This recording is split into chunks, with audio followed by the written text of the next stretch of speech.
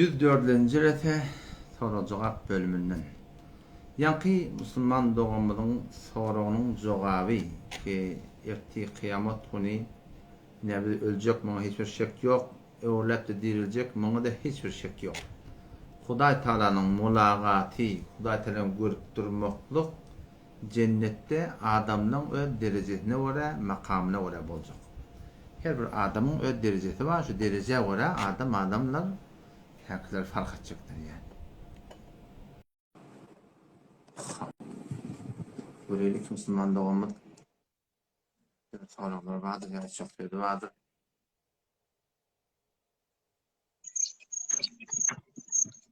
Hop, selamun aleyküm.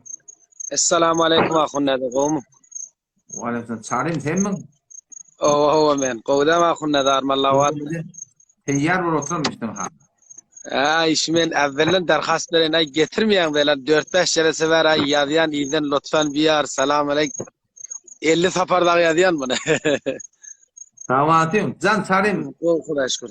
Akhunna da be yine bizim sorağımız fakat şu qotbu zaman başka sorağımız yok bizim.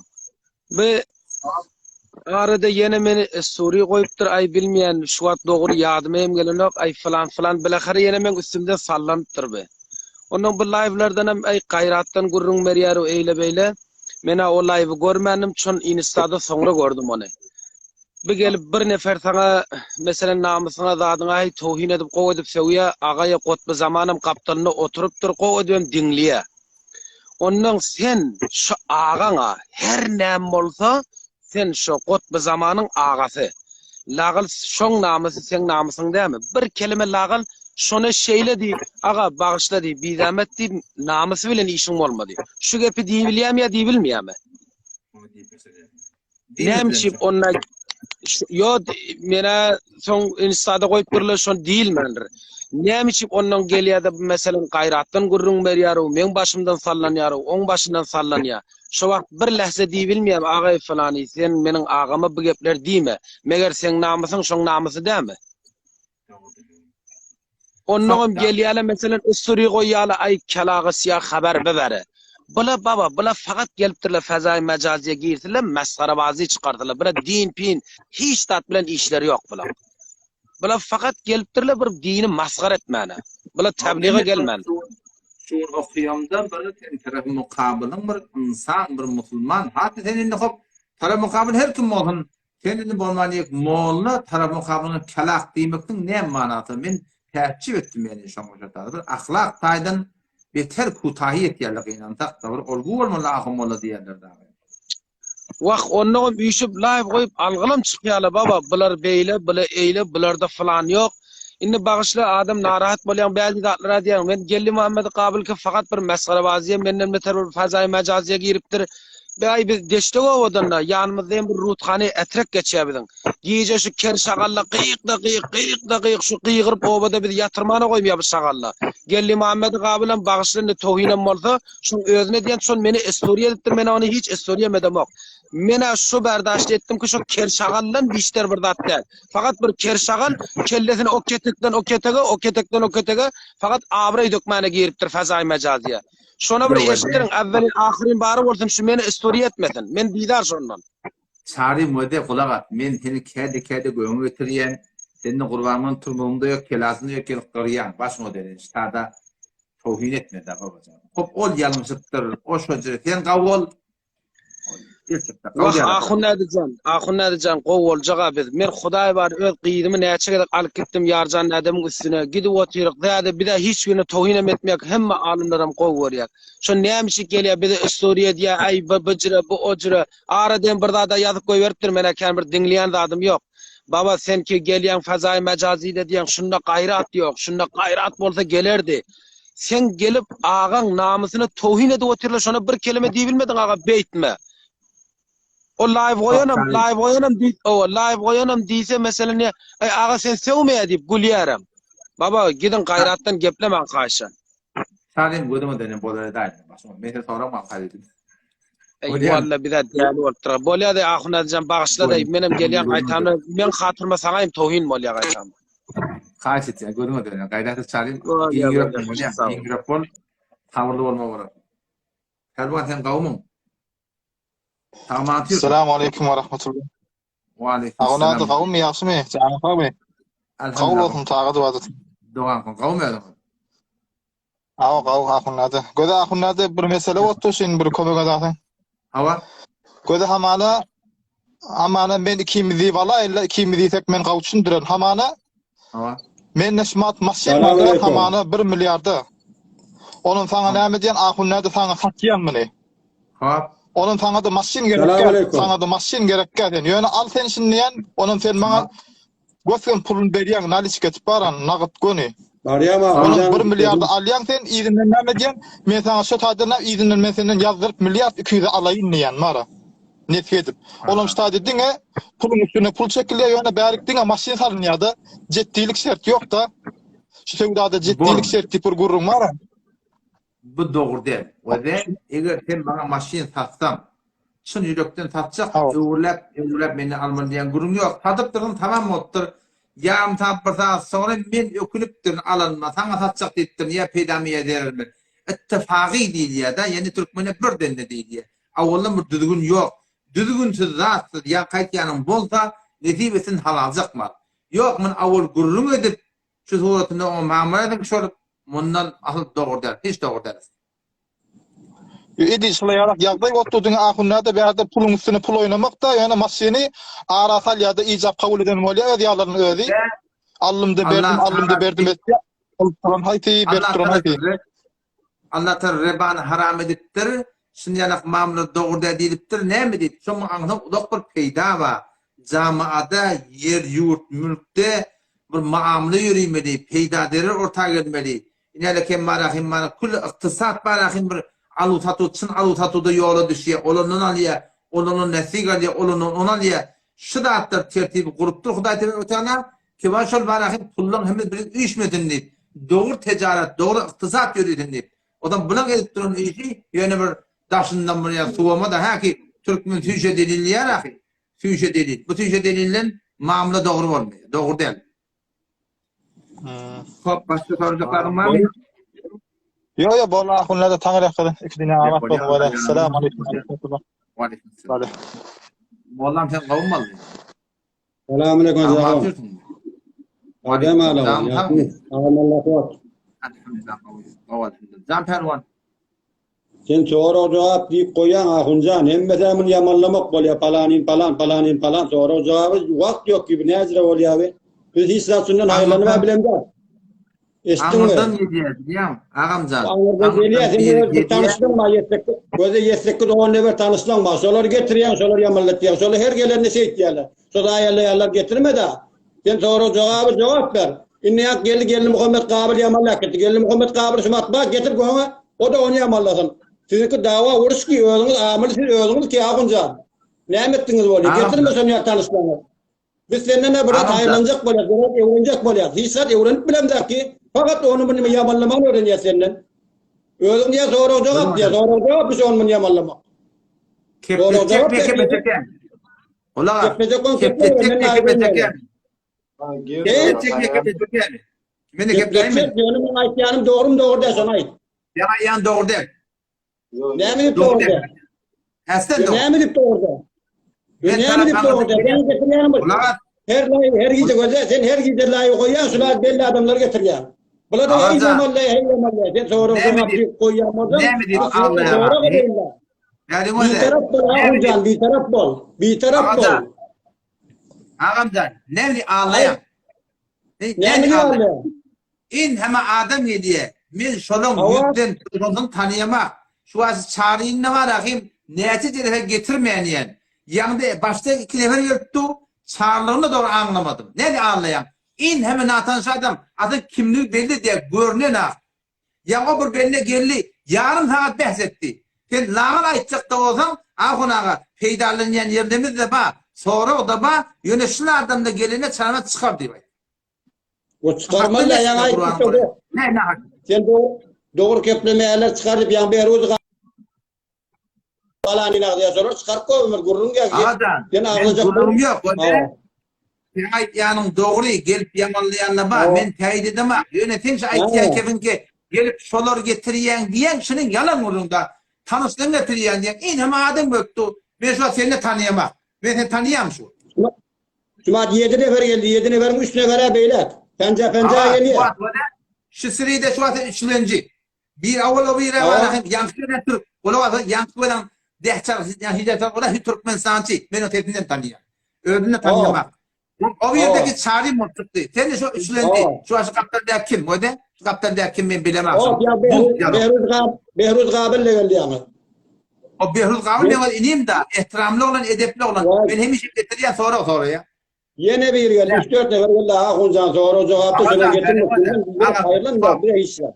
Bunu döneyim. Men gurrundan bidar, yöne anırdan bir geliye, yürek töda itiye, bunu da çok kesip olan hafta kurbanım olayım. Karar geliptir burada diyecek koktu. Sen adam çıkarıp da koyversen bu da bir o. Yana değdirmedin deyip tutsana. Çesmi inşallah ben aradan gider. Huncan adam yamanlayacak bana çıkardı o. Ben hem peydası yok. Biz burada evleneyle senden. Çesmi inşallah. Çesmi. Şimdi Sümat gel. Bir de yeni bir kayıştım bağır sonra. Hacı Nebit gördük Hacı Nebit kayıştım koyunu götür ne mi gurrunu atayım bilen. Getirecek ya şunu. Başladığında seyredin var mı? Gelli Muhammed Kabil götür onu. Yan o bey gitti gelli Muhammed Kabil götür. Onu da götürecek. Yani öz alanı getiriyen zaten malum mu diye öz alanı getiriyen ağol. Yok kardeşim o da solun liyakati yok gelmekliğe. Ola gidip bana hem şiirle benteden kişi olup ehl-i sünnetin ağrayın Allah'ı in hemen kalat fetva bardat o inimizdeki inimiz yamal kuahmada Kur'an pur tavsiyen adatlar ne kadar kep kurun öğretti. Gelenler bir doğru kurun yok. Ödün aytmayan ne ama bir soru cevap olsun deyip. Yine de ülkemin tersine kepli ya. Bir şey yok. Gelene de doğru cevap verin ağaçama. Çağrı geldi ya çağallıydı pagallıydı doğru kurun mu sana ait gittiyen atları. Doğru değil. Onku da doğru değil. Şaş. Başka kurun var. Biraz daha tayarlanımda zaten bildirek yöne emmesi. Böyle ağamcan. Allah yararım. Fakat Allah sırık yönetlerin için hoş. Böyle Allah yararım. Telvan hem kavm. Selamünaleyküm. Aleyküm. Can tam. Xudaya şükür olmadın Akuna. Can Pervan soramadı. Akuna bana kıyın olmadan bir sualım vardı. Kıyın göre bak. Telefon adam yamanla beni kullanmayı. Yo, peyizlerden açıp peyizle vardır. Yok onu söylüyorum vallahi. Şun porsuş pasok deyip ben koydum. İlçikta. Bilanstıt bağışta bir adam bir yolu var ya ka aptalın mudahım tavırlıya. Ulan dedin bir daha şoklayan yolunu itiyan da. Yok bunu söylüyorum. Ne mi çıksın? Yo doğru ki Akuna. Can. Akır var bu ortada geviyele de sen bilen o muhalifin ortasına geviyen adam vardı doğrudan. Doğrudur. Ya senin tarafın oltan bir geperdi yele doğru mu? Hava değil ya. İnden tabi. İki taraftan ne var? Şu gururun koyayla.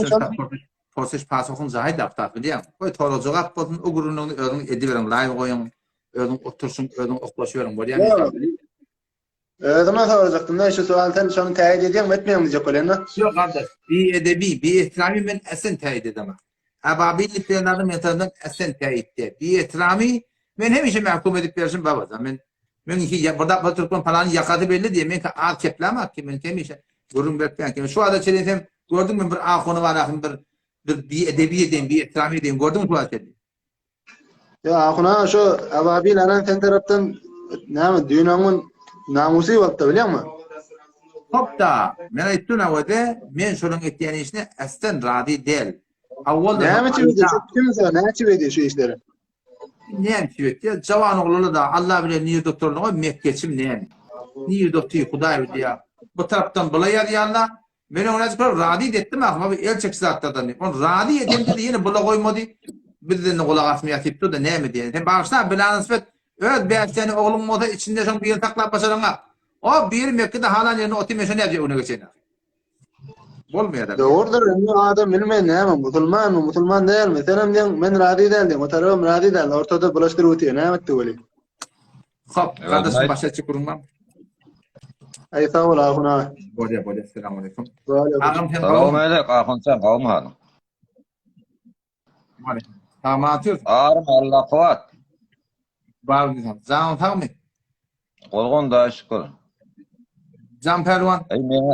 Mene sualım da yok. Yani şu gözleyerli bir emek bir insafı ayet sesli kavga olsak. Sen ödün yankara zat deyip yeni gelsinden ila tut yaşlı men heyra. Sen şoral taýdyp köpçülük dogry ýöne bir gözleýärler de bir ensaf rahat etdiler. Sen näme diýip duraň eşitip du, gözep durlar. Ýene de senden algyr bolýarlar. Saýda bilmeýän her gelende bir bat tapýar. Hop, bolýar ahonsan gaýrat et. Allah ýöne işiňize gyn öde. Allah kuwat bersin. Yo Allah razı olsun. Bu da atlardan men kılınmayayım lan. Bu da atlardan men kalkıyorum. Pelvan sen kavmun. Selamünaleyküm. Ve aleykümselam. Tamam atıyor mu? Elhamdülillah. Ahun nerede koymun kurbançılık mı? Havadan. Can tamam. Allah'ın beren gününe şükür. Elhamdülillah. Can Pelvan sonra mı olur? Ama bir sorum oldu. Beni yankı hazdadan bir joğanı verecektim. Defek gelip bilmedim. Hala işgali yok da. Can sağ olsun. Her yerde olsun. Bir hıyal bulasana. Gerçekten et. Sorun doğru. Yok. Ya sana aytacak yani. İşgali yoktu. Böyle kara oyan bir geplep gitti den. Can ayda. Sonra Acakun bu zaten mesela kabristanın bağalını geçenine yani kabristanın içine sonun içinde namaz okuyup oluyor mu, kaza yapıp oluyor mu? Ya kaptanın geçen ayet mesela şu ayet Kur'an okuymalı mı, okuymalı değil mi? Ne yapalım şöyle ne mi bir zadı var, kurumu var. Kabristanın kaptanının geçende hetmin ayet okuyup sogap bağışlamalıyan gurum yok. Okuysan, okuyorsun. Sogabın olur. Sana da sogap bular. Allah kabul etse. Olur da sogap bular. Yani hetbin okuymalıyan gurum yok. Okuymadığı adamı ayıplamak doğru değil. Ben şu an avayil men görürdüm da minus saatinin böyle şeyler gidilerine şonda minus tekrar oturup dua et yerler. Onun için bir elin adıp dua etmeyene şu an başka form gözleyerler. Şu doğru değil. Dua edin, dua eder. Dua ettir. Bununla bir hiçbir etmeliyen gurum yok. Etsen öyle ihtiyarım. Etmehinde göder gönül. Kabristana baramızda beğerden baramızda Esselamualeyküm ya ehlel kubur yagfirullahu lana ve lekum entum salafuna ve nahnu billahi terdib aytmaklık aydanda da aytyandı düşünmeklik de gerek beter gerekli de o zaman kabristan imeli yer değil. Peygamber Kuda Selam kabristanı barmaklıktan iki maksat badiptir. Bire kıyamati yadan halmalı, ölcemi yadan halmalı ile enen doğun kardeş yatıyla bir de şuna yatırları dua etmeklik. Şimdi varahim elin tavlağa karşı dua ederdin. Ya Kur'an okuyup dua ederdin, günahlarını bağışlayıp dua ederdin, ne mi dua etsen ederdin? Kabristanı barmaktan şu iki tane maksat var. O tarafı namaz zahide, o tarafı imit zahide, o tarafı oturup cakcaklaşıp gülüşüp, o tarafı kabır aynen bu kimin kabır, o kimin kabır, bu kimin kabır deyip aylanıp vermeli zahide. Bir ki oturup bir elendir, atağındır, hayfı veren muhabbetin kâri yaptığını çekyanmasa, şu tarafta şunu marahim ölcemi yadını alıp, şunu dua edip de abra tarafta çıkaytma diyor. Eğer ihyanın kabristana sen ölülerin namaz okuyup sogap bağışlayacak bolsan ya geçerdin kıbla karşına yömünde kıbla olmasın ya martada ya bir yerde öğünde okuyup sogap bağışlayacak gitmeli öğünde kabır olup duran yağdayda hiç zaten namaz okuymak doğru değil. Doğru. Onun meydana mesela sen meydana bir çoban gelip gördün. Tamam. Adanın sesini eşitmiyor. Adan çıkıp namaz okuysa mu ya mesela okuyuverse oluyor. Ne yaparım böyle? Haydi bir yerde bolsam o da iki yerde oluyor. Bir oluyor musafir oluyorsun. Bir oluyor teorinde mukim yani adan eşitilmiyor. Adan eşitilmeyen yerde mukim olsam hetmin adan çekmeli. Sünnet-i muakkede bayet çekmeli. Onun günahkar oluyor. Ama musafir olsam Tehran'da böyle musafirde gitmeyen adan utaya hüsnetün yok. Ya bolsa da sen musafir sen boynuna tada adan mustahap çekten sogavken çekmeden de günah yok. Başardığından çekmeklik onda da kavuçan. Vakti ki bir adam adan çekip de son teti daş teoriyle aylananına her dağda dümenine haydi bir dağ deyip olsun şunlardan etti kıyametin imanı kudaydı tadasında şöyle hem de sonra şayet olacak diye. Başardığından musafirde olsan çekten kavuy çekmeyen günah karşılık yok. O var da olsan o vadan sana adan eşlinmeyen mi olsa onu hetmin adan çekmeliyor. Elen ben şu Tehran'a gidip görünüyorum. Mesela her bir yıldan, 9 aydan, bir yıldan köpeğinrek mesela ova edip. Aya şu namazımızı kamil okumalı mı, nesbi okumalı mı? Haydi bir yurda barsan, şu tada 15 gün gazık niyetin mi oldu? Şu öyden uğrandı sen niyetin belli da. 15 gün gazıktan Tehran'dır, İsfahan'dır, Şiraz'dır. Şu çetinden şöyle giyirdin değil mi? Hududu var, açsaklığı var. Bilmem manakım, şuradan pala işgatı var. Bilmem dekeli bargı var. Şiraz'a taylıya da. Şu çetinden giyirdin, sen mukim oluyan, namazın kamil okuyum oluyor. Yoksa yok. Sen amana barıyadın bir hafta kalacak, 10 gün kalacak, 15 günden berde 14 gün kalacak. Belli 14 gün kalacaklığın, o neden musafir oynayardın.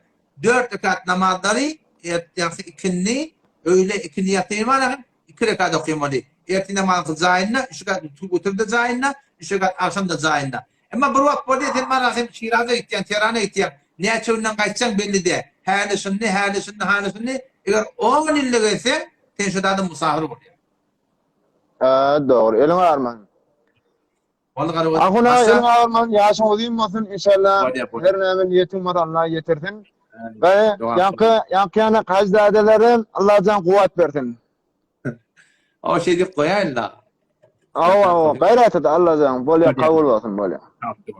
Selamet olun. Ben doğruda başardığımda üstada var ha. Ya da adları uğradım diye. Behruz klip taktır adına. Ben kimliğimi bilemem. Başardım ben yadı getirecek. Ama arada hop sen ödünkü de kendin bir tagazatı oraya bir isteği oraya. Görsem üstüne çıktı. Görmeyen attım. Selamun aleyküm. Selamun aleyküm. Anoğlan sesim var ya. Aleyküm. Assalamu aleyküm. Yaşım hanım.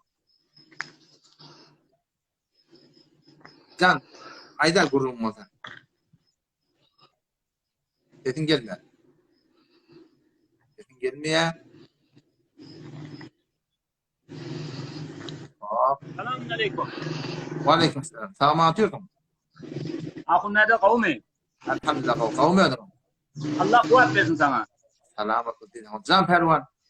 Bir soru olmadı. Hava. Şi adan çekilenine şonu gücük kıygırmanı duruyor. Şon bir zaten ne mi hikmeti var? Bir ayet veren kabul olacaklar. İşte yanında bir sonra veren kabul olacak. Cedid bir mesele. Kur'an'ın hadiste bir göde örmekten delil yok. Yöne. Darül İfta'yı goş fetva verenine fetva verdiler. Baktık ki adan iş çekilenine şeytanla, cılla da kafirleri. Kaçıyarla diye. Niye kaçıyarla? Şol adanın hediye geliyor nece kaçıyarla diye.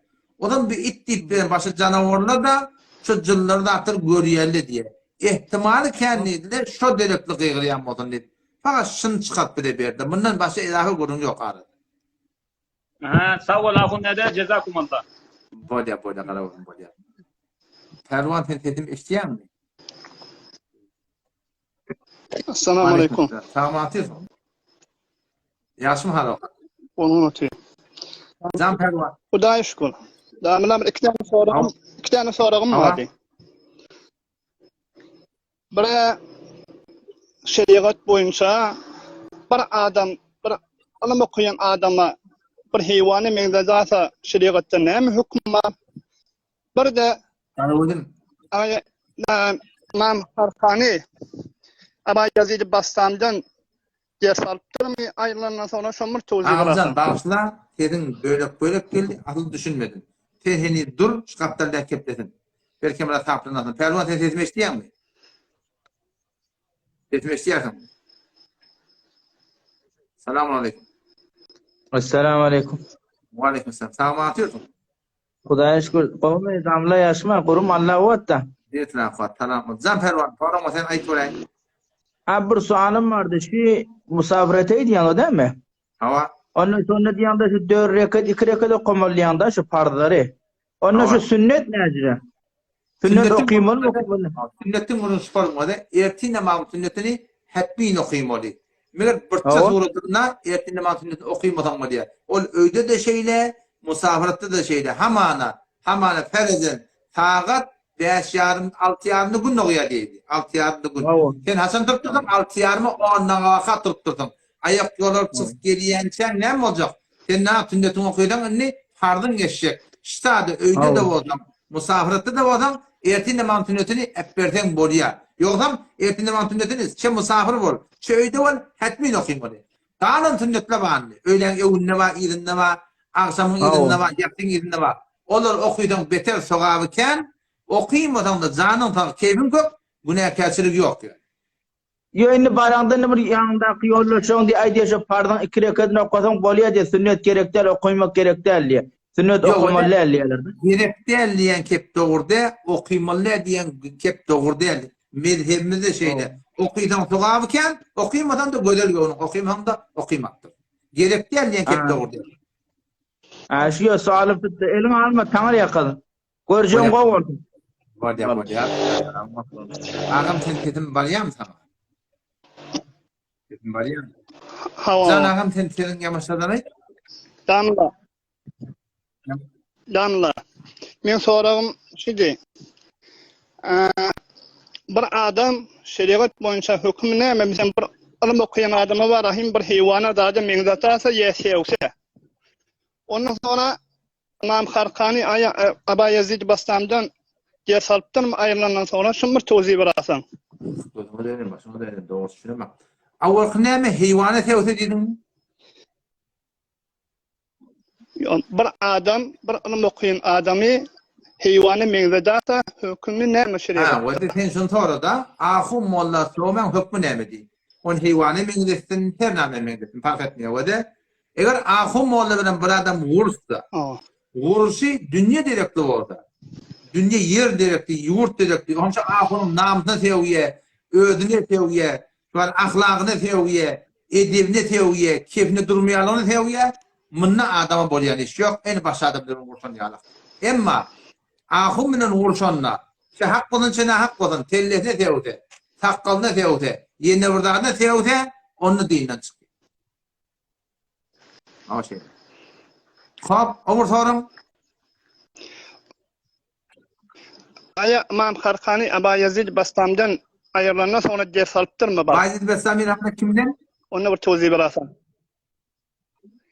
İmam Harkani Aba Yazid Bastam'dan yer salptır mı sonra Aba Yazid dünyadan qaydandan sonra? Soğuksultı edilen gurrun da bir ruhaniyetten bir peydalanmalıyan bir gurrun ma İmam Rabbani rahmetullahi aleyh mektubat İmam Rabbani'da istifaze az ruhaniyat akabir Kuds meşrut ve şerait est herkesiyle der ifade mecalini gittir. Bir haleti ruhani bir toplum adı bir yağdığı var onu her kim düşünmeye o şu her gün düşünmeyenler ten gökler soramakın da doğru der. Onu Allah bilir ne yaparım onu aydınlayan kep vallahi alem bisavı Huday bilir hakikatinin nemeli.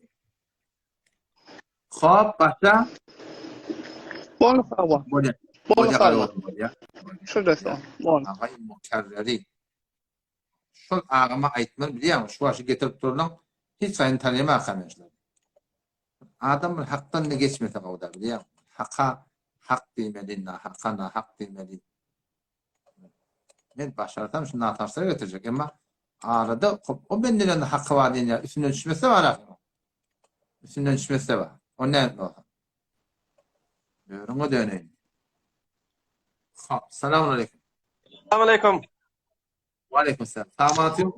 Ostad kavdama kamanatın mı? Yaşta bana var. Hamid ilahi tanıyak Molla Cebrail'in ağası. Hamide İlahi. o şeyle Kav kudaş kavdama Ostad. Kav kudaş. Kav Allah kuvvetta. İyi tamam atıyorum. Kav kudaş Ostad kavdama inşallah. Allah kuvveti. Bir Allah kuvveti yine de bir yengilecek salim mi attı? Hava. Ostad şey men işleyen yerimden zay aldım da. Hava. Ohom son bir vamı var. Elbette vam men özüm alama o taraf alıptır fakat biz onu kıstın yok yasra. Doğru. Mesela men melk alımda ağırdan vam varmış. Öyle alıptır öz adına kısladı, defterse kıstı öz adına. Son hukum nazır bir somur. Hava da vade sen bir mamule ediptirdin ki şu taraf mamulada doğru mamula demiştik. O zaman sen halalcak pulunu bir adam kaptanına getirdin ki evriş ediptir. O zaman sen şu kıstı sen yok yani o yok yani. Yok kıstı men yok yani. Yöne on adına kıstı. Şunun yanlış. Sen şuna diyememişsin ay falani. Sen ölgüne menşelik etme. Ben sana getirip veren git ölüm dök diyememiştim. Eğer şu suratında olsa sana ayıbı yok. Çünkü sen öyün Yahudiden al, Mesihiden al, Ermeniden al, her kimden al. Sen pulun var ya halalacak, sana halalacak. Ama şu eden teleki işine sen kaptanın koşulup da şu bununla bana kanun eltip ver. Ben sana vereyim. Kardeş git ölüm dök diye. Ben dökecek edeceğim. Aha. Oldu mu inşallah? Allah sat. Tanrı yal kadın. Balya Oldu salamlar Bolya. balya Balya. satlar. Bolya. Balya. Bolya. Esselamu aleyküm. Aleykümselam. Tamam atıyordun mu? Cenab yolunu kavm sağmantıyorsunuz mu? Arma Allah kuvat. Bir postların üstünde sehre cadudan gurrun var dursun usta. Hava. Şu sehre cadun cadugerlerin alayinlerine Hava. bir ne alayinler ne form tanımaz cadu sahirler forhalları. Cadunun öyle ten açık burada bilmeliler. Biz o da şu ağa bizim barzak adamımız şeriata varamiye demi. Baramda hediyeke kaçtırıp oturan olsa, şuna mesela halal haram saygılmayan adam olsa, namazdan işte adam olmasa, şu adam için cadugar olsun, çep olmasın. Çünkü kafından bana kullan doğurda. Men telimat çiyen niyem olsa, şuna mesela metin gitsen taf veriyen niyem olsa, şuna mesela bilmeyen dağın falanı alıp gidip, şuna mesela kep aydiyen olsa, cadugar olsun, çep olmasın. Şu adamdan kafından bana asıl doğurda. Hey. Ya bir yoktur vakada çok alayimlerden soruyor. Sen ennen adın sorusa diye cadugerin alayim diye doğru mu? Yok, o cüre değil. Çünkü hak ulamalarında var akıyım. Şimdi hemen bir ehli olmuş mu ya? Bir ehli olmuş mu? Şu erdin adam neyme? Dinanın adam neyme? Şuna duayı muhabbet verirler biliyor musun? O dina sormadan onu hak edip olmuyor. Şu adamın bolup versin gördemeli. Şerikata uğramı, baramını. Şerikata uğra değil mi? Barmanla kafını. Hop şu an ahullamız bazı yukarı bakada hop. Bezahir papacaga ziyala. Aham bilip olmuyor. Bilip olmasa senden baranda uğrarsın da baranda içerik gelende uğrayan mehrem namehrem rahat etiyem eden akmayın. Arada perde bağ mı yok mu? Sonra uğrarsın baranda inşallah. Neden? Şuna varsan sonrası belli olur inşallah.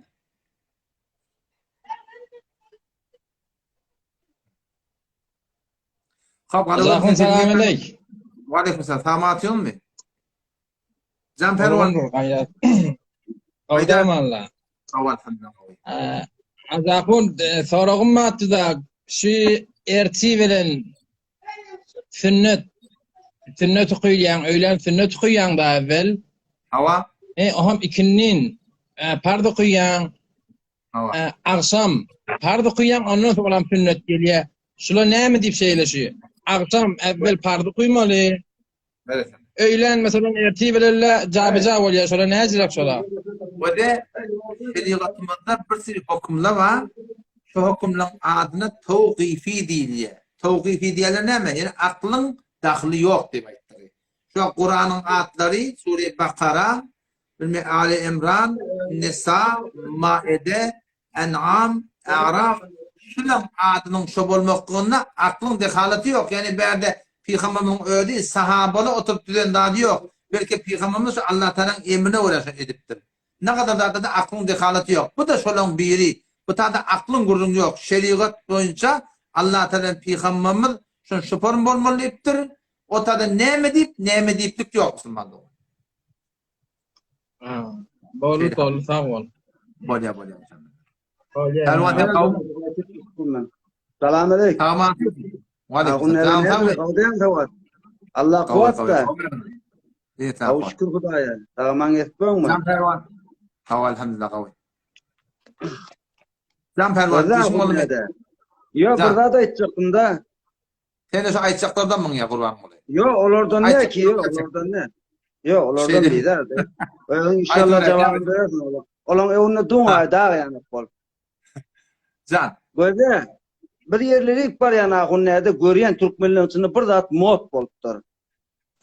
Şunu yani bir yarım aysan beyan etsen da göz koyarlar, alacıylar var. Vaqan onu koyarlar şunu. Sizin vazifeniz de men nazarıma aytmak, kişiyan cadudan bir de üstüne var yerler şeylerle gittiyiz cadugerler şula bilmeyemi, ya bir yarım beyan etkilerden aysan men nazarıma qav olacak yani. Bolya inşallah buna avval aydılık doyumlurun, dilin hem yardım hem cadu hakkında hem alacağım story eder inşallah Bolya.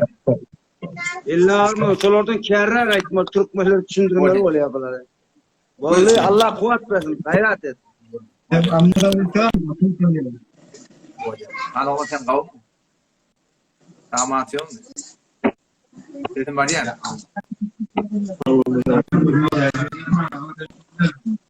Erwan dedim var ya. Ana o sen adam. Selam aleyküm. Selam aleyküm. Damatyon. Aleyküm selam. Canım kaldı. Nazır ahun olmu ana. Kawal hamda kawal selamat bol. Can Erwan. Mening bir şunan salım yok. Yana bir şu Türkmen sahrada bir näçe däne şu dergiri var. Bir ahula bir-birine hey tahrip edip dadıp dur. Bu näme delil bilen şey diýeli özümiz hemmemiz bir Türkmen şu delilini biljek men. Gözüme de agam şu gurun koyayın da. Bir soruğa tahminiyem. Yok koyacak men hop yo men bir uruşum yok davam yok hop hey ora aram bir tora oturun bir biljek näme dip şu jere bir-birine hey gelip takrib edip zat edip şu jere bir-birinin awraýyny ertiýler. Özümiz bir Türkmen sahra dogrydan. Şunu hemmemiz Türkmen bir ýaşap her kim öz dinini gitsin. Naga sen meselem biri falan edem näme dik gelip bir-birini takrib etmeli. Her kim öz dinini gidip gowdam şu. Şu forum eğer orta bolsa beter gawurardy. Ama gynyň hakysyn etmeýärler bar bilýän. Şunu eğer awuldan bu da gynyň hakda tamam barda edip bir tarih aktarynda biten aýtýandan ki ahmul oňşutun olan takrib etsin bir tele taplandatdy. Bir awuldan Erwan sen şu hakda çykaga çykdyn näme? Alhamdulillah bir tele taplandatdy. O şu zaman Osmani ve Habibi boşturlar, şu zaman kitap yaptırlar, birbirini reddettirler, ayrıştırlar. Çok kadından bağlı biliyor musun? Yani bol nakşi, ki hop ağa sen birbirini kabul etmeyen değil mi? Nakşi edecek irade yok. Şu edep ihtiram saklanılmıyor. Edep ihtiram saklanmayanın anlattığı ustadlara var ya. Şöyle yıkışlan ustadları şunun evine gitmeli. Kıyınan hakta var akım, ustadlar şunun evine geçen aklar. Şu vardır şöyle şimdi bir ihtiram edip dolara, şulan ikide ahun, işleyen mi? İkide mualla, o bir var ahıncıdın benim mağazı okudum deyip du. Şulan var ahın eneti belli, atadı belli, ustadı belli. Şulan ustadları yine hakkısına öyle geçen aktı. Hop ustad, hey vara gepen sahih hop. Yine Eran senin özüňden bir ustad da doğrudan näçe däne tarafdaryň var maşallah Türkmen sahrada doğrudan. Men özüm walla Osmani, Yarjan tahsir söýýän hop. Derkol, elan ben uruşuwa mesela uruşa gosam pis gepler milyon adam edip bilen weli her kimin o şahsiyetine göre senden bir bedevi zat görmedim özüm. Weli özüm içimden dargap bar ya. Hop, näme dip Türkmen sahra bir-birini hey mesela o nafhoşa namusi etmeli gelip o bizden falan etmeli. Bir-birini gelip tahrip etmeli. Sen ýeňinde ustadlyk şagirdlerini kontrol etmeli diýňe. Sen özüň hem ustad şu wagt doğrudanmy? Sen näme diýip şu zir dersinäkilere gepin düşündirip bilmeýän. Hey şu zatly bir jamajur bolar ýa. Şular men zir mecmuam bolup men şagirdim de. Bala Fazay Menzali men palany gawar ýani. O Mekke'de otyr. Dogry aýtýan şulary keşwap bir de karşyly bir ihtiram etdi. Hücreti belli, ahuny belli. Şu mantagan adamdy. Şu olary keşwap men tarapyndan çykýanlar olar diňe şu ebabil var. Men başga bir ihtiram etdiňde göremem. O da tam Mekke'de otyr. O da şagird diýär, men şagirdim men bir bu diýär tarap hayt kuluzundan tutup ýeňden dökçegen bir dartyp otur näder ýarak diýär. Ama bulan şagirdler özüde bulan şagirdleri hanlykym çağırdylar, ol berdiler, istihad etdiler, sırahatyn aýtýarlar falan taýdan ýanna bardyk. Men bilen onuň mugyt fark etdi. Elan valla şu at dininden başlıkan mar, dininden başlıkman marını ahullu öz muşkulunu oturup ahullu hel etmeli. Meni Karaçı hiç sat bilmeyen ya näçe däne Karaçyly hiç sat bilmeyeli. Gelipdirler bir page açıpdyrlar, page'ler biraz galypdyrlar. Şunda hey mesela gelýärler o iki däne mesela ahullar bir-birine mesela vuruş gördürýärler. Bular näme diýip tühülletdirýärler, bir-birine dawa getirýärler, da diýärler. Aga dinin sen gidiýän başga birini töýüňnäm töý. Näme diýip gelip page'de mesela özüň falan näme öz diniň mesela tebliğ edip onkyň getirip mesela takrib edip da diýen. Sen doğru değil. Kullun baba elan kullu öten alsan bir benne koda bir live'a gelip diye bağır kılan ağlı. Mesela benim ferzendim öz diyenim etmedi. Öyle yani men kontrolümden çıkıptır diye. Bağın kıyın. Kan Türkmen Sahrada şucura hanı vadalı var. Avarı olup gelip böyle. İsteyem o da ben sen aytýandan kamla muvafık. Hatta men şuna da narahatda ol gurunu da aytdım. Aga şu men bir kep-kepliye men nagd etdiler. Men narahatda ýöne edep ihtiram gerek şu ortada. Bir de nagd etmeýände meni eneme jabapy urtdur. Bu men %90 edep ihtiramla rahat etýän nagd etdiler müşkil ýok.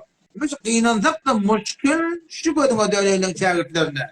Aga şurada iki gelilme at bujak bu devam. Şuran kimligi belli, atada ededi belli, haydi tiyeredindiği belli. Haydi fırqadanlığı belli. Firmen nivoti, ol murid nivoti, ol halifa nivoti. Evuna mesela şäherlerine bilim kireş edip berene şuna başlaýarlar, şeýärmi? Şuna şunu öjüp durýarlar. Her Hop usta walla inne hey wara dogry diýen senin gefiňem dogry hop. Inne men wagyýaty seni tanymedym hop. Bela şahat 1 ýyl bar, 2 ýyl bar, 3 ýyl bar gelip durum fazaýy mejazyda biraz neme edip durum hop. Biz elan Türkmen Sahran goçenkinde oturýar hop. Elan mesela Yarjan Tagzir ýana Ahmad Ahun Gurbanpur ýana Ahullu bir kullun serşenas go ma'ruf ahun hop bila. Gelip mesela şular ya mesela özün ağzın bilen diýen mi ya şähertlen gelip diýen mesela aga amanullah ýolma falan diye bular näme diye näme diýip gelip şu ahulları gelip tahrip edýär. Bu da biz tahrip men şahsen ben tahrip edemem. Tamamı önçem bana biz aytýan tahripden burada diye on bir de mecbur bu burada diye. Akın Gurbanpur tahrip şu anda men o hakynda klip burdy. 4 daga burada men biz tanýar agydat falan ağzından gelen aytti Yahudi diýen şol, mozdur diýen şol, ýene burada diýen şol. O men näme şol? Men de burada diýme bolýanda ben näme jogabymda. Ya ama Abdurrahman ahun teňne ahun taýdir barya, ol ady näme? Garabynyň manýak hansı ahunçylygyna ağzından gelen aýdypdyr. Bilkile mozdur edip goýan şol türkmeniň dinini satan, ýene burada satan, hatta owadan kawmol eden. O şuratdyr kardeşim, sizin öňüňizde başlaýar. Sizin ustadlarınız başlaýarlar.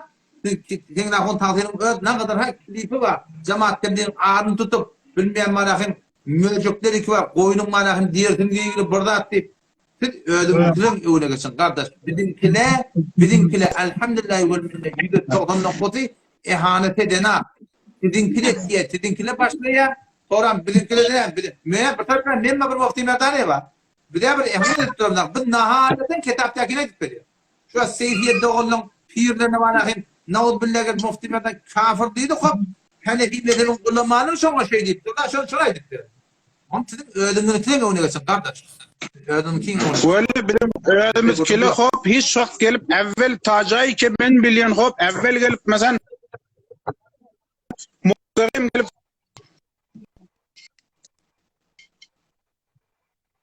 Telefon atdy. Sedam gelýär lan. Şu wagt ýetdi kardeş. Senin ki ettiğadiyen mesela senin yolun doğru, senin yolun mesela vagan hak hop, sen burada tip merdum bilen emişin var. Merdum ağa hezarta sen tahrip etsin etsin. Eğer sen vagan ulu adam bolýan bolsaň vagan yolun doğru bolýan bolsaň jawabını berme. Hudaý seni ýokary çykarsın. Näme diýip şolan jawabını iki jawap berip mesela olar tahrip edip da edip bersin şonu. Kardeşim o de sen şu aýtýanlardan hudaýlygyny etler. Hudaýlygy bilen wagty peýgamber töhmet tutturlar. Hudaý taala ödünden de defa edipdir. Hudaý bine Hudaý diýipdir da. Men şerigiň madiyelerini, oğluň madiyelerini, gyýdyň madiyelerini aýda goýar diýmekdir. Çok Hudaýlygyna jogap beripdir. Peýgamber bolup Hudaý taala şoňa jogap beripdir. Men kim aýdym, bolmam. Bolma rahmetin aýtýanlaryň o de wagty ki men şu ewe çykýan ahun men diýen şaarda muhim terin zat hem etimat. Şulardan ne köşe 400 birdak nefer gelipdi, şunun içine 400 neferi etimady var, anamy var. Wagty oňa töhmet durupdy, men töhmete jogap bermeden näme bolýar? Etimat göterilýär. Oda anam ýokdy, meni ağlap gurrun buraya. Haýmyň öýse diýipdi da. Bizim behteri jamaatyn wagty, jamaat-ı tebliğ, Kurasany inqilab saldy, Beluçistany inqilab saldy. Kulli jahany inqilab saldy. Emma Türkmen sehrada çolar hep batyrdylar. Näme diýip? Ýerdi güppüledi. Töhmet durdular. Burada da size aýtýan etdiler. Hudaý bersin jogabyn diýdiler. Millet çok hayır zamanın yolunu çektiler.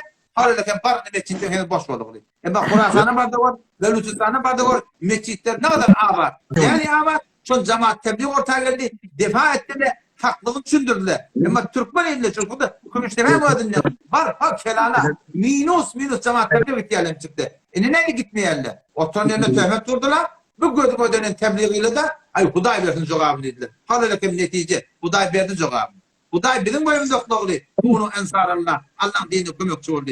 Senin Huday'ın boyun okluğu. Bolmana ağam canı etkin. Hop ağam gödüne dönün. Elan tamam ediyor. Hop men tamam ediyor. Men internetim tokolna akunada. Men bestem tokolna. Men bol novotu boldu da soğanlarni onkudaki live. Näme diýip sen ölüm, näme diýip sen ölüm şolar gidip ahullam bilen ulamalar bilen muşkuluňyzy hal etmeýäňiz. Näme diýip gaşyp gördüň bölek munazara gelmeli gelmeýäňiz şonu. Elma sen adın näme? Sen adın näme? Alo. Amer ýazypdyr, Amer diýip. Amer. Elma. Amca kavm. Oo, akunada salam aleykum. Aleyküm bağırsa da ulatacak kendi ağırda vardı ben ne bileyim. Awada sual bir zatdan soram kullun tekrari kepler otiki. Bir aytyan kepler waza şol senin zadyňyza göre senden teňlakun ýa obadan howd etýän. Şoňa şo kebi diýip durmuşam. Awa diýili. Koýaýyn postunu. Bede işlemedak bede teňlakun biziň atdaljygymyzda bede işlemedak obadan howmalýan. Postunu story edeýin, öňe geçdik. Bilemem. Ha, ondan da sen ahuna sen diýen men diýemak, işlat diýemak diýende hele sen agaýa şu wagt ferzin, sen şagirdinmi? Ýok. Hop, sen şonu taýid etýän. Ýok. Näme bilaýyna barýan? Meger alim. Mesail sorady, özünden sorly mesail aýtdym.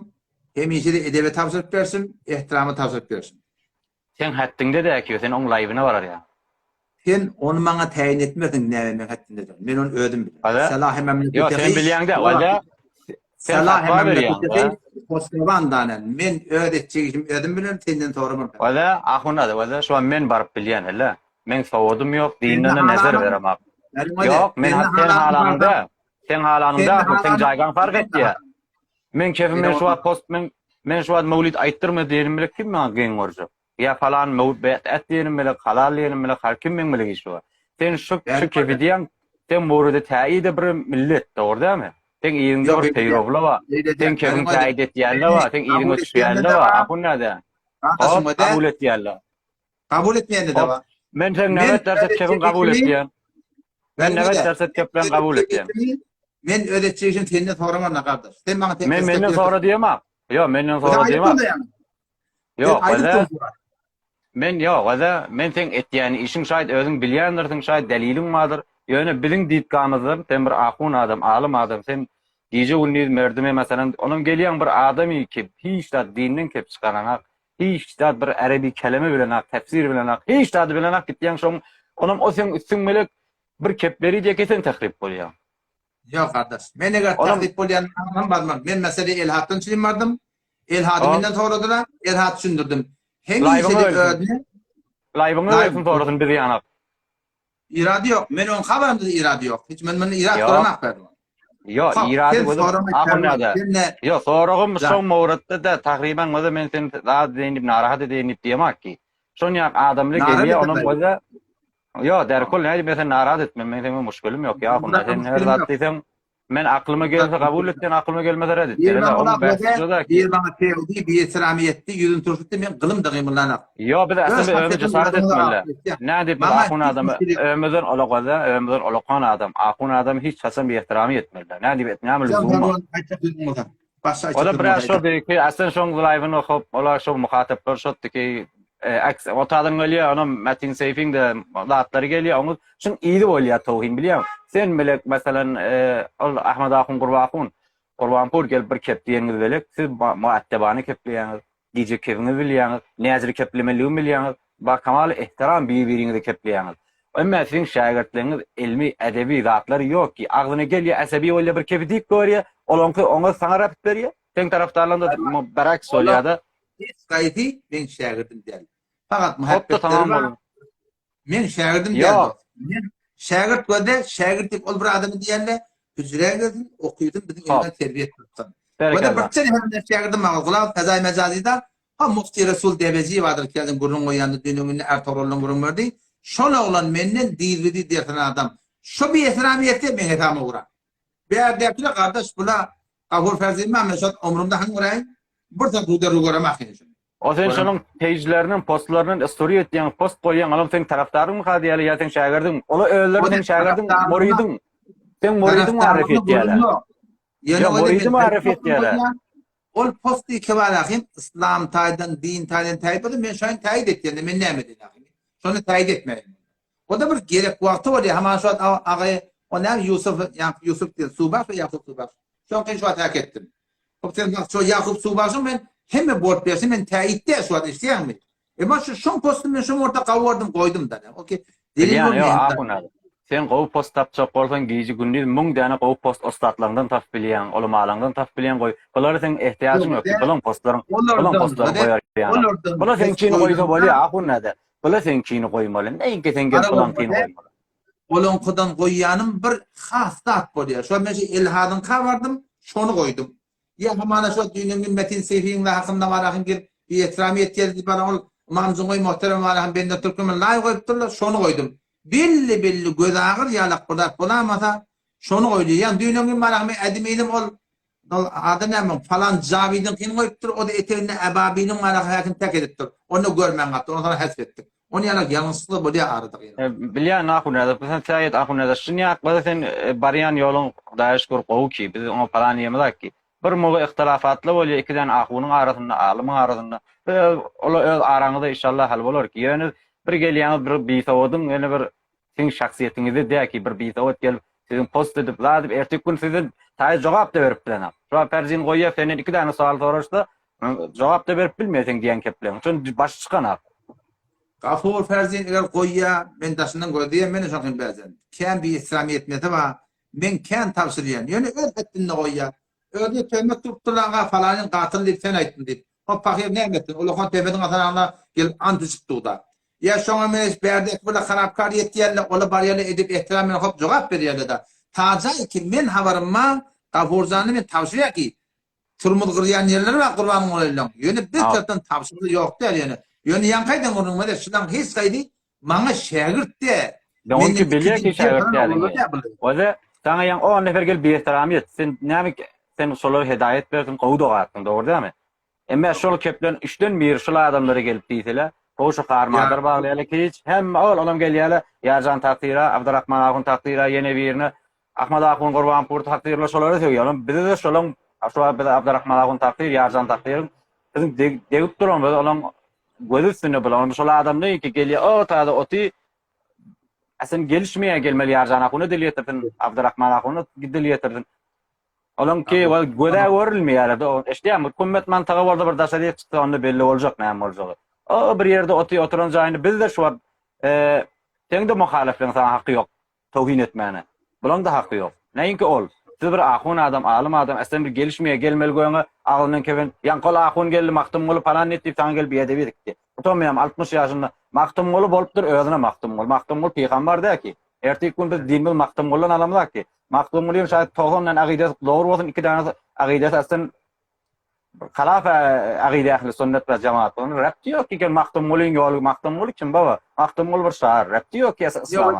Maktum bol bir şair. İslam'a rapti var mı? Halife mi? Amerdan o da o cüde qatiyetmen gözüme döneyin. Maktum şair. Yo bir kepler diýer aslında bir gelişme İslam nirde bir şair nirde aslında bir ya o da men bu bezade o da qawlatlar etdim. Ştada men ýaman gulagat. Şoktan o da yo maktum bolany bir ihtiramy ýazadym yok ki. Maktum bol Türkmenler alim. Az lazı İslam diýen az lazı İslam rapti yok maktum bol. İslam rapti yok. Yo beýdimelde o da maktum şair. Yo İslam halafalar maktum bol. Hawa? Nazire bunu bilmeýärdim al.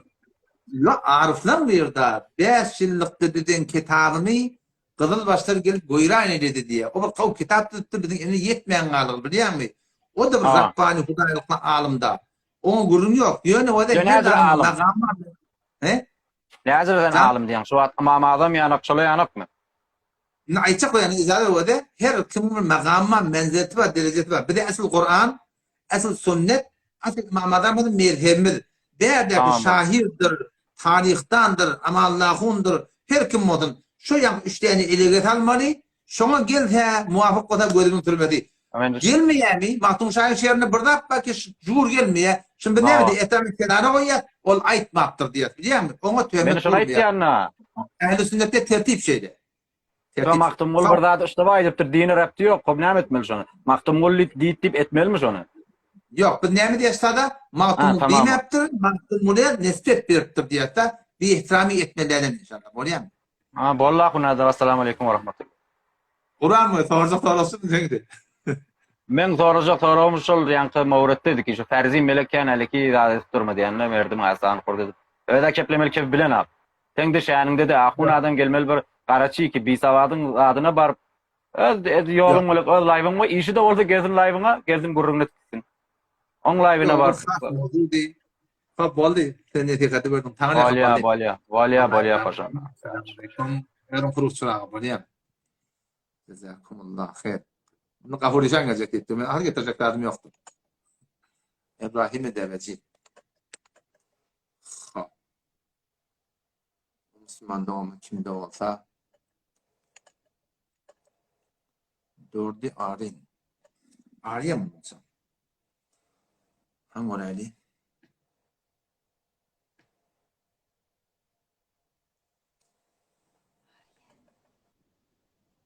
Selamun Aleyküm. Esselamu Aleyküm. Esselamu Aleyküm. Selamun Aleyküm. Esselamu Aleyküm. Selamun Aleyküm. Ve Aleyküm selam. Canın sağ mı? Oy, elhamdülillah. Can Pelvan işin olsa? Akun. Can. Ayda sesin geliyor Ayda. Demet bize heyvere mol hemzani davet edecektiniz, zaten çık gelmedi tabi. Ne ettin bunu? Mol hemzani inşallah bisri tökönüye, yine şu bir tağıt tökönüye, inşallah üçlence sağlayacak. Hava. Üçlence sağlayacak. Yani yeni bir var. Yo, açık bolyanım, nagat, yine bir saat bolyamı, yarım saat bolyamı. Yeni bir 10'lığı badriye yoktur inşallah. On başlar inşallah. Bolu. Pervan sesim isteyen mi? Bolu. Sesim isteyen mi Pervan? Sesim geliyor mu? Gelmen mi?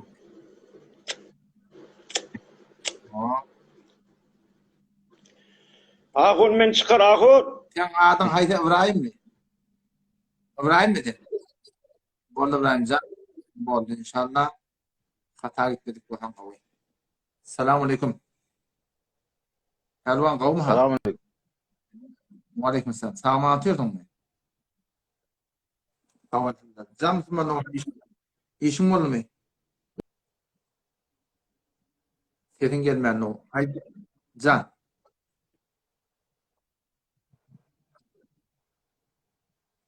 Sesin gelene ağam Can. Sesin gelmiyor. İnternetin zayıf ama. Pervan sen kavum ha? Selamünaleyküm. Ağunlarda olmadı. Tanımak var o. Can Pervan. Sorun mu haydi? Ben hal edeyim dedim. Burasını ben görmeyip teyzastım da adını. Gelmeyen yöydü bilmedim. Ben tarlım aklımdan. Boldu inşallah boldu. Görmeden ne salamat bolun. Allah kuvvet vereyim dedim. Bolya deysen kuvvet görmeden. Allah kuvvet vereyim. Cezakumullah. Selamun Aleyküm. Esselamu Aleyküm. Adın ne mi karıvadım? Ben Mahtumi Rahim verdim. Mahtumi. Boldu inşallah. Selamun Aleyküm. Senin Meryem Pervan. Sesin Meryem mi? Sesin Meryem tamam.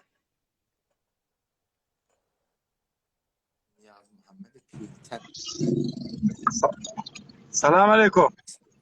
Aleyküm selam. Selamun Sen kovma lan. Adamda Pervan var de. Allah kuvvet. Diyesen kuvvet. 20 saniye kaldı. Bunu ödeyli. İnşallah benim aşağıdan gelecek. İnni geldi hemen mahsus Moğol Hemze'den şeyim gelecek. Tamam. Tamam. Moğol Hemze geliyince